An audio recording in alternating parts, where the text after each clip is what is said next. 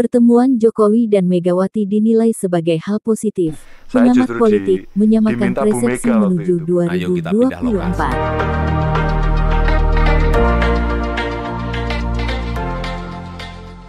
2024. Saling kunjung seperti ini juga sesuatu yang sangat baik untuk kita tradisikan. Dilansir dari pikiranrakyat.com, Presiden Joko Widodo dan Ketua Umum PDI Perjuangan Megawati Soekarnoputri sempat melakukan pertemuan dalam rangka Lebaran 2022.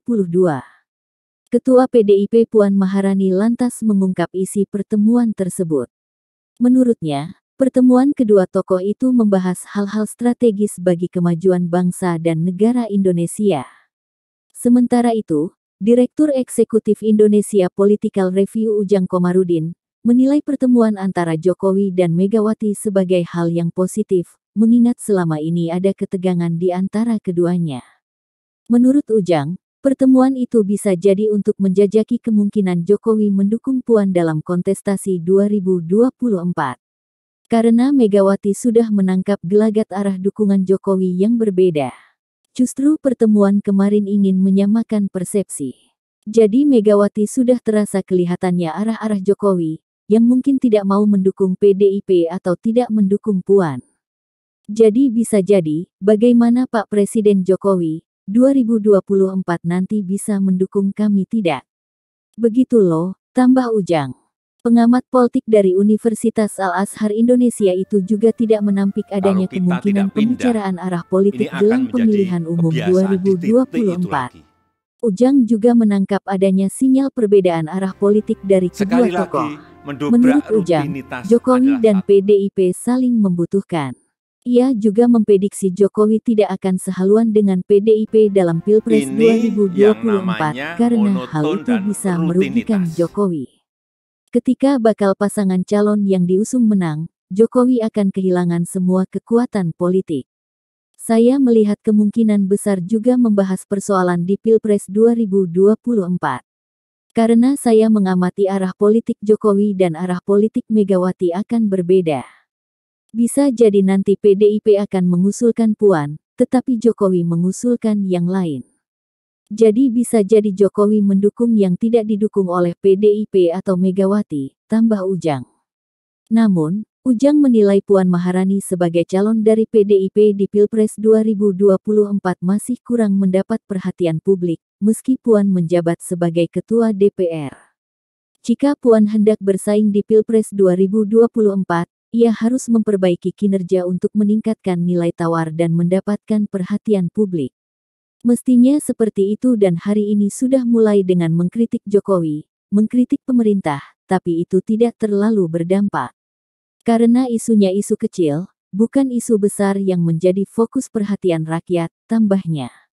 Sementara itu pengamat politik dari UPN veteran Danis T.S. Wahidin menangkap bahwa momen Lebaran dimanfaatkan sejumlah elit politik untuk saling berkunjung dan bersilaturahmi.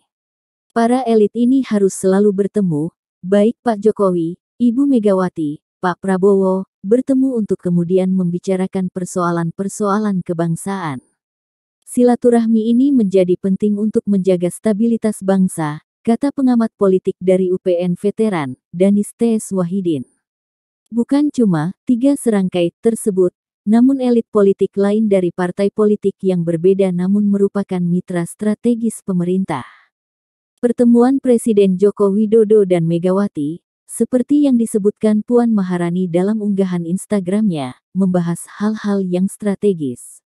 Harapannya, bukan sekedar basa-basi politik, namun pertemuan ini diharapkan bisa membawa kebaikan dalam berbangsa dan bernegara. Pak Jokowi lebih memunculkan diri sebagai seorang presiden yang akomodatif, dan menyelesaikan permasalahan kebangsaan, ekonomi, misalnya minyak, dan permasalahan yang lainnya, sebut pria yang juga menjabat sebagai Direktur Lembaga Survei Indodata ini. Ditegaskannya, jika pemerintah kompak dengan elit politik, ke depan pemerintah perlu lebih lagi mendengar suara rakyat.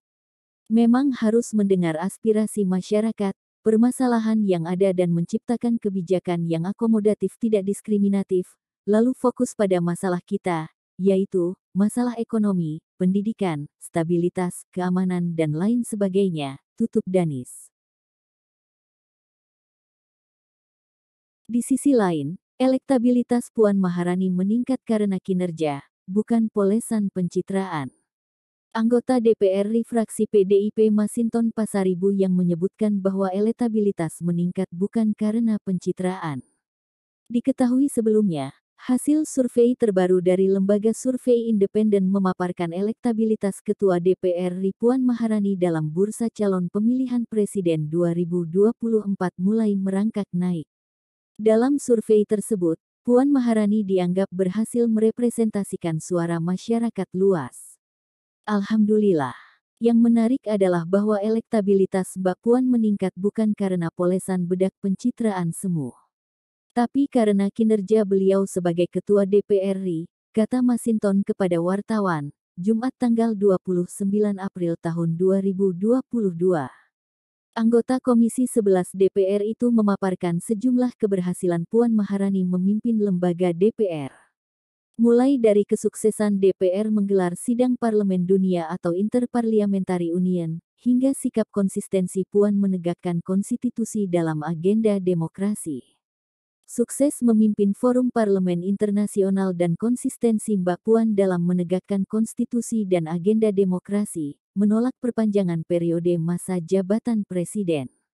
Apresiasi datang dari internasional dan dari rakyat Indonesia, ucap Masinton. Sebelumnya, dalam hasil survei terbaru dari lembaga survei independen memaparkan adanya kenaikan elektabilitas Puan Maharani dalam bursa calon pemilihan presiden 2024. Direktur Riset Lembaga Survei Independen, Fatur Rahman, menyebut elektabilitas Puan naik hingga mencapai 3,1%. Perlahan namun pasti, elektabilitas Ketua DPR Puan Maharani terus mengalami tren kenaikan, kata Fatur Rahman, Sabtu tanggal 23 April. Dalam survei yang dilakukan di 34 provinsi, sosok Puan dianggap berhasil merepresentasikan suara masyarakat luas. Seperti soal sikap tegas Puan dalam menolak wacana penundaan pemilu 2024. Survei dengan margin of error 3,05% dengan tingkat kepercayaan 95% itu juga merekam pernyataan publik yang menilai Puan berhasil mengharumkan nama Indonesia dalam forum internasional sekelas Interparliamentary Union, IPU ke-144 yang digelar di Bali pada Maret tahun 2022. Nama Puan juga harum di lembaga internasional seperti WHO yang mengapresiasi kerja Puan selama ini. Tak hanya itu, publik juga merespon positif kesuksesan serta komitmen Puan dalam mengawal dan mengesahkan Undang-Undang Tindak Pidana Kekerasan Seksual. Khusus untuk bursa calon wakil presiden, nama Puan masuk 3 besar dengan elektabilitas 13,32%. Posisinya berada di bawah Menparekraf Sandiaga Uno dengan elektabilitas 19,5% dan Ketum Partai Demokrat Agus Harimurti Yudhoyono yang meraih elektabilitas 24,6%.